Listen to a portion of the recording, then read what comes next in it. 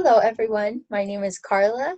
This is Hannah, and we are going to be talking today about working in the lab. Throughout all of last quarter, we actually got the experience, thanks to Professor Strawn, to work in the lab with the artifacts that were uncovered during the 2019 dig season. And so that meant a lot of different things and can mean a lot of different things depending on what kind of artifacts that you're working with. And so we're working with a lot of really random things, a lot of nails, mostly nails, a lot of piles of nails, a dangerous amount of nails to be in the ground. Yeah. There's a lot of mixed metals too. Like you're looking at, like, we had 2 light bulbs, one which went missing because of the the cleanup crew. I guess they actually thought it was trash and they trashed it, but yeah, I think that's another great thing to bring up here to talk about the issues that can arise with working in a lab like we did. There's a lot of things that are very recent. It's not as obviously artifacts as it would be if you're working for like a Grecian classical era site. When you're working with only the recent materials, it can look like trash. Yeah. Because it kind of is. So we did a lot of setting up, like, how to photograph the artifacts. It's not so meticulous as one would think, or at least our approach or our experience with the photography of the artifacts wasn't as much. What we do is basically just place it on a blank background. We had black, some people can use white, so long as you have a scale next to it, so like a ruler, obviously in the metric system, because everyone else in the world does metric system. I'll insert pictures if we have any of like what we're talking about, so you guys can see what we're talking about. We have some pictures that we took. We should probably delve in a little bit too to how we decided to clean the artifacts. So in each artifact, you have to kind of make a judgment call. If you're working in a lab like we did, where it's just a whole bunch of random artifacts and you're not working with anything specific, it was meant to just catalog everything that we had and try and clean them off as best as possible. And typically that meant paintbrushes or a toothbrush and water. And then scrubbing, like, very lightly. Like, obviously with bone, at least when I was in my field school, they taught us how to clean bone. And the way that we did it was make sure to have it always level on your hand. And then when you clean it in like little circles. We were dealing with animal bone for the most part. That tends to be a lot smaller. But at least we dealt with a bunch of rodent bones. So we had to clean them. We had to be careful not to break them. Bones are more delicate than you'd anticipate.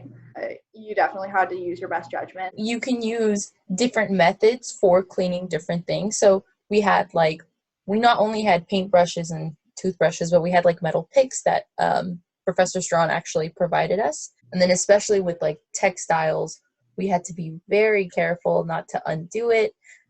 Brushing it out took so much time. There was knots of dirt, so much dirt.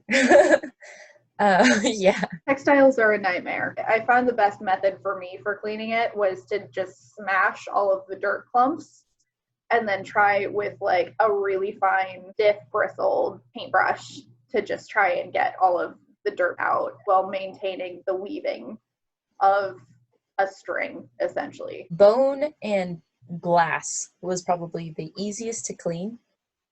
One thing that you do have to remember when cleaning bone, though, is you always have to try to leave it out to dry so that it doesn't condensate inside the bag and create water droplets or mold.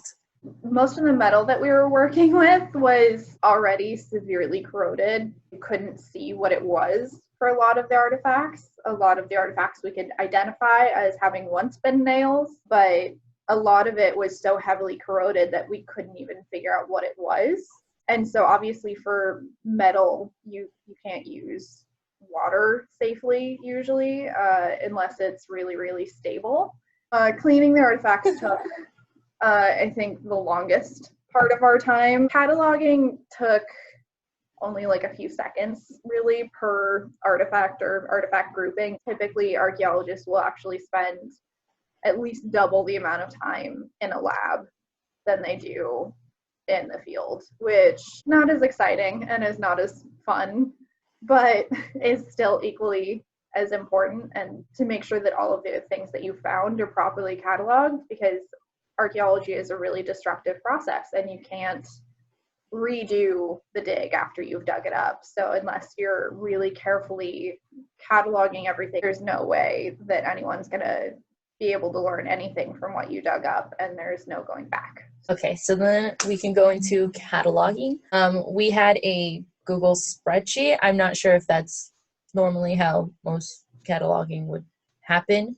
I know I've worked in a lab where our form of cataloging was IDing and actually writing on the actual materials.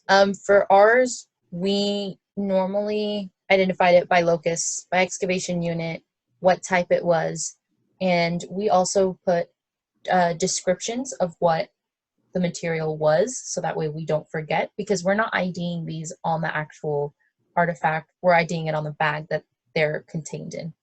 We added measurements to there, and then we also added photographing IDs, because we photographed the artifacts, and then we numbered the bags. The last thing we should probably talk about with our experiences working in the lab is that, of course, it is not identical for every lab that anyone is going to work in. It's very dependent on who your dig director is. It's very dependent on what kinds of artifacts that you're working with, what kind of dig that you're on. And there's also very specialized labs, things like radiocarbon dating labs or art conservation labs that are working with sculptures or paintings or even coins and metalwork. But some things like cleaning and cataloging and photographing are very consistent throughout archaeology and lab practice.